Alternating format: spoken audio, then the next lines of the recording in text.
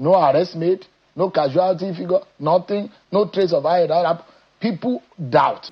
As the Executive Governor of Oyo State, call on the appropriate international human rights and accountability mechanism, including those within the United Nations system, to closely examine the facts surrounding this abduction and the circumstances of its resolution. The Governor of Oyo State calling on the United Nations to investigate the overall circumstances surrounding the kidnap and even the rescue.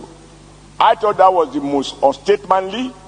He was carrying partisan politics too far, and this Senate should condemn his unguided statement. Nigeria is a sovereign nation. The presidency says that there was no ransom payment. Welcome back again, my people.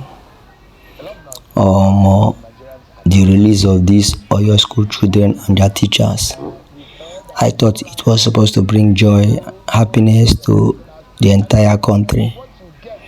But unfortunately, the reverse has been the case. To the point where so many Nigerians are doubting the possible release of these girls without any arrest being made. Even to the point where the Oyo State Governor is now calling on international communities like the United Nations to carry out a forensic investigation to unravel the mystery concerning the release of these school children. Some are even suspecting that a foul play was involved. So how come these children were and the teachers were released without no arrest being made? Do you think there is something fishy about this? Now, the Senate has lambasted this Oyo governor, calling it a threat to our national security. Do you think that the federal government acted wisely, or is there really a foul play? Just cool down and watch this video and drop your comments in the comment section.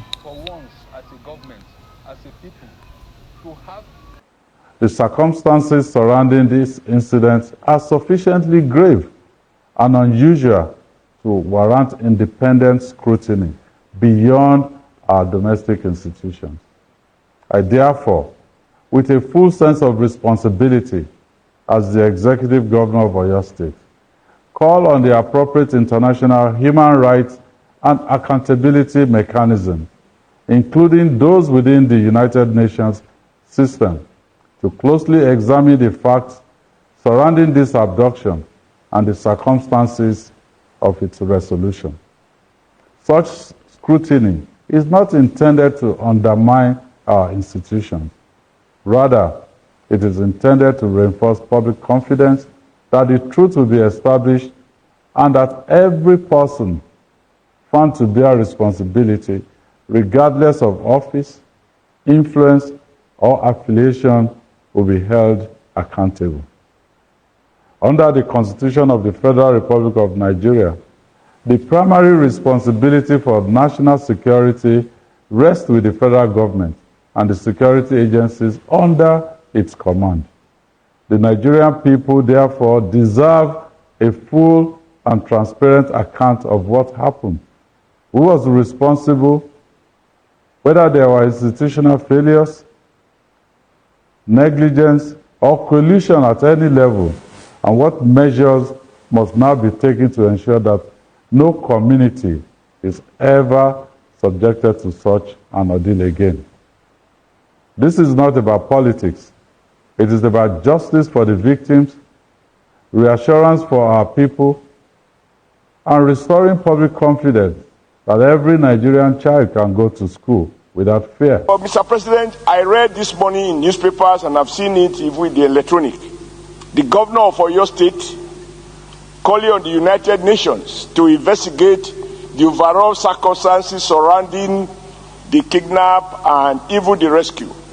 I thought that was the most unstatemanly. He was carrying partisan politics too far, and this Senate should condemn his unguided statement. Nigeria is a sovereign nation. When we wake up and call on foreign authorities to investigate, this is one case in which our armed forces have shown that without paying ransom, even if it meant that these children and some of the elders had to be in captivity for almost 2 months. That the armed forces were working quietly to have these rescue operations, which, as well captured in this motion, led to some loss of life.